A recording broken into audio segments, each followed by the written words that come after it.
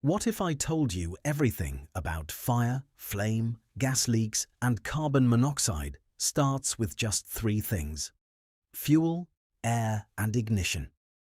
If you're preparing for the TSSA Gas 3 exam, this is one of the most important modules you'll study.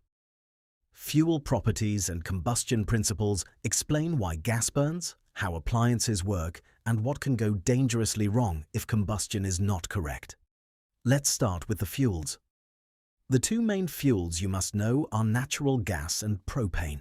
Natural gas is mainly methane, written as CH4. Typical natural gas can be approximately 90% methane, with smaller amounts of ethane, propane, butane, nitrogen, and carbon dioxide. Propane is written as C3H8. Commercial propane is commonly around 95% propane with small traces of other gases. Natural gas is lighter than air. Its specific gravity as a gas is about 0.6. That means if it leaks, it tends to rise and dissipate. Propane is heavier than air. Its specific gravity as a gas is about 1.5.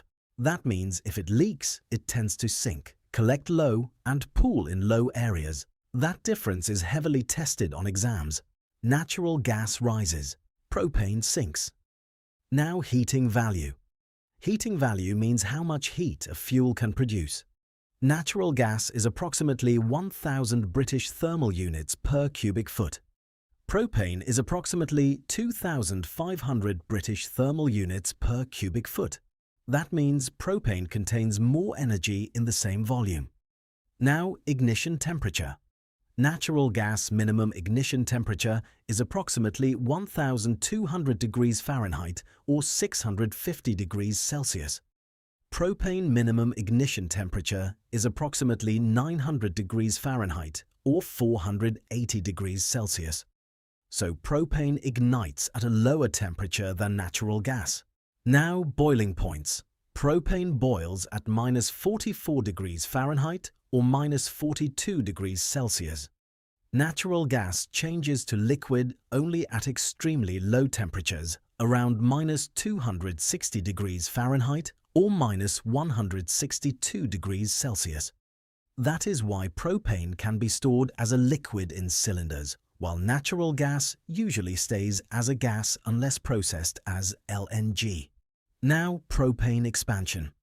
1 gallon of liquid propane can expand to approximately 270 gallons of vapor. That is why even small liquid leaks can create large gas clouds. Now propane container filling. Containers are usually filled to about 80% capacity, not 100%. Why? Because liquid propane expands as temperature rises. An overfilled container can become dangerous. Now the odor. Natural gas and propane are naturally odorless. An odorant called mercaptan is added so leaks can be detected. People often describe it as rotten eggs or sulfur smell. But be careful. Odor fade can happen, meaning the smell becomes weak or disappears under certain conditions. Never trust smell alone. Use proper test equipment. Now let's talk combustion. Combustion is the rapid oxidation of fuel that releases heat and light. In simple words, burning gas. Three things are required for combustion: fuel, oxygen, ignition. This is called the combustion triangle. Remove any one of the three and combustion stops. Now, air composition. Normal air is approximately 21% oxygen, 79% nitrogen.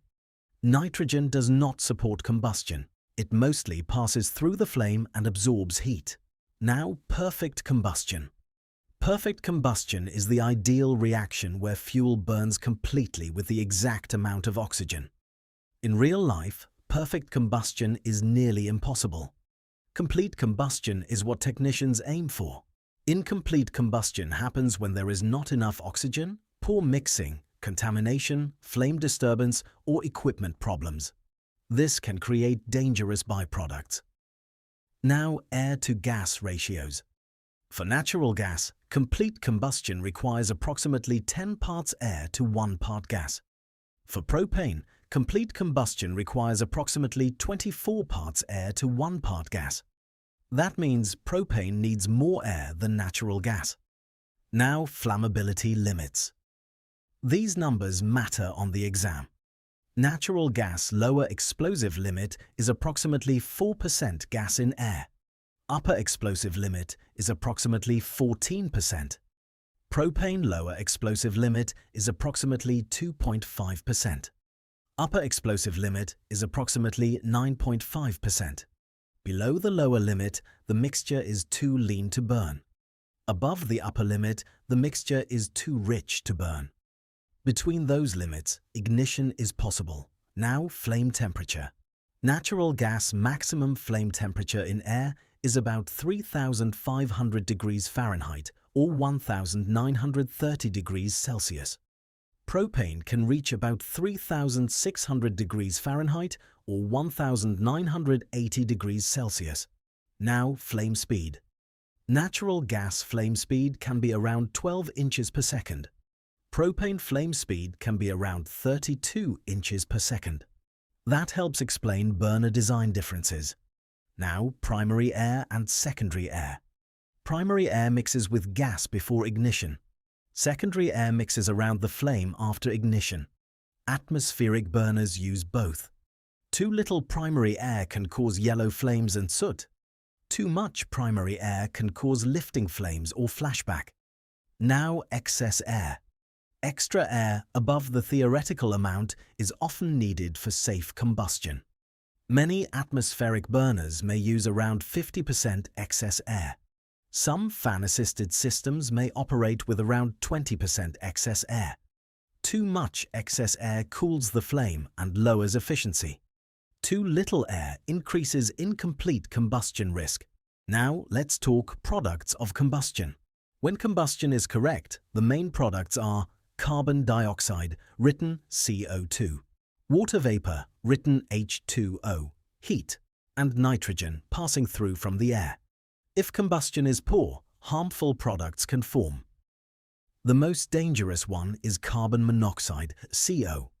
Carbon monoxide is colorless, odorless, tasteless, toxic.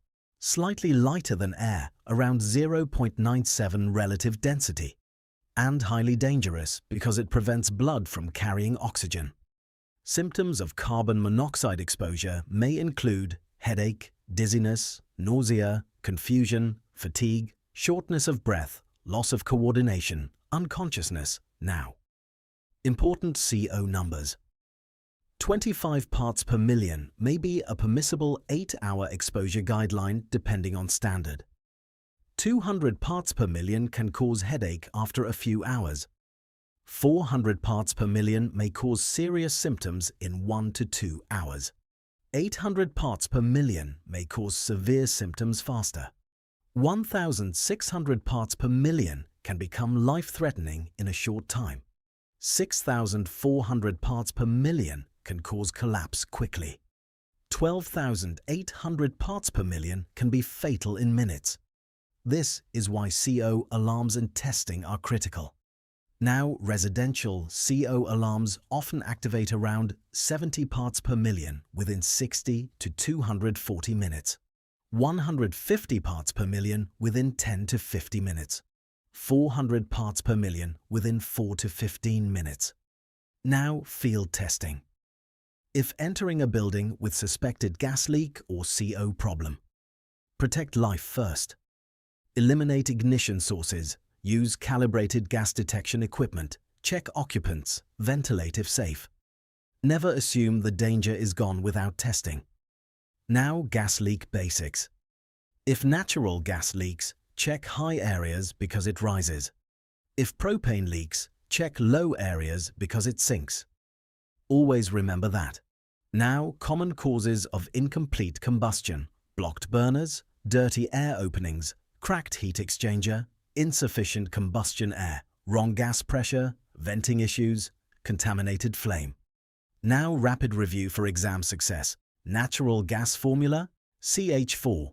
Propane formula, C3H8. Natural gas specific gravity, 0.6. Propane specific gravity, 1.5. Natural gas heating value, 1,000 British thermal units per cubic foot. Propane heating value, 2,500 British thermal units per cubic foot. Natural gas-air ratio, 10 to 1. Propane-air ratio, 24 to 1. Natural gas LEL, 4%. Propane LEL, 2.5%. Propane boiling point, minus 44 degrees Fahrenheit.